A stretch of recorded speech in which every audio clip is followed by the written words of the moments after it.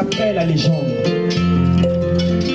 dès que le plus grand poète du monde décida d'exprimer son art, dès qu'il décida de jalouser les anges dans le ciel, il apparut. Alors descendant de la dynastie du patriarche éternel, je te salue. Va dire aux griots des temps ancestraux de taper le tam-tam sacré. Car la légende raconte qu'il est celui qui reverdit le désert et féconde l'univers infertile. À ce qu'il paraît, une même de ses cordes aurait servi à façonner la merveille de l'univers.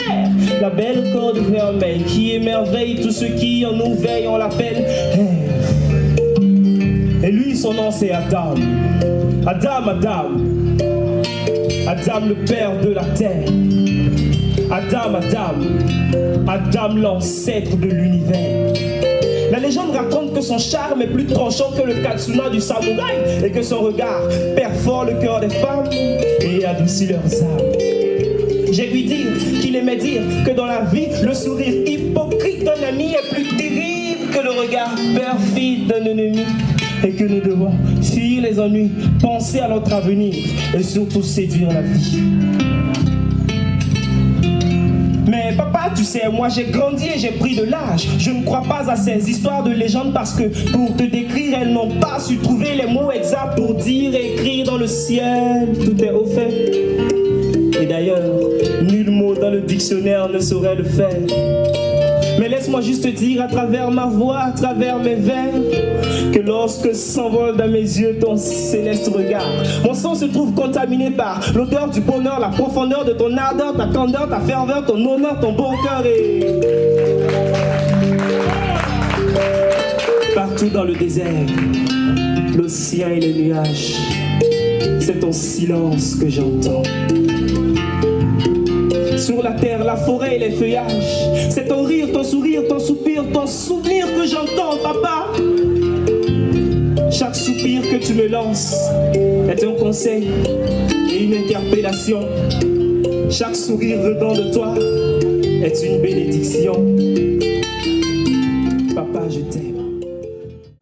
Je vous conte l'histoire de l'édenté qui sourit devant le miroir. Je vous conte l'histoire de la femme qui ne veut se nourrir que de poulet brisé ou de caviar.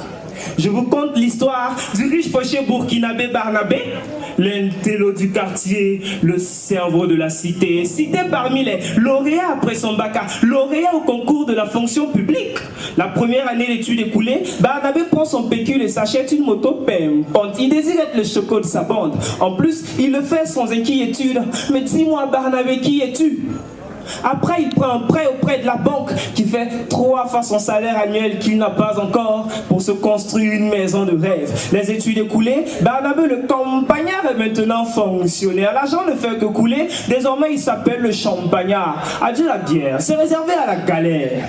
Les années coulent comme de l'eau, il se tape toutes les go, tout est beau, tout est zo pour notre intello.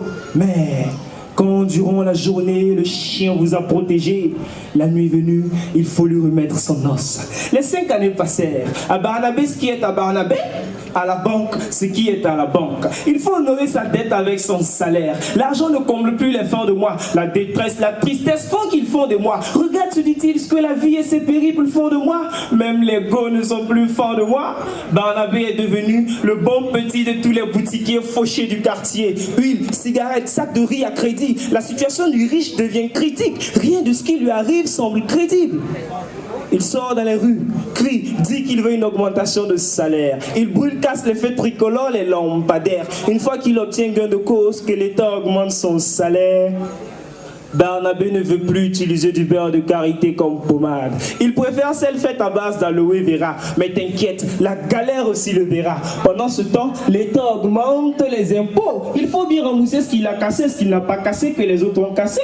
On appelle ça des dommages collatéraux. Mais ce qu'il oublie, c'est que la pauvreté, elle n'est pas collatérale. Si tu la provoques, elle te fouette de façon unilatérale. On appelle ça vivre dans la spirale d'une galère virale. Je vous conte l'histoire de l'édenté qui sourit devant le miroir. Je vous conte l'histoire de la femme qui ne veut se nourrir que de poulet brisé ou de caviar. Je vous conte l'histoire du riche fauché burkinabé Barnabé, l'intello du quartier, le cerveau de la cité. Slam, merci.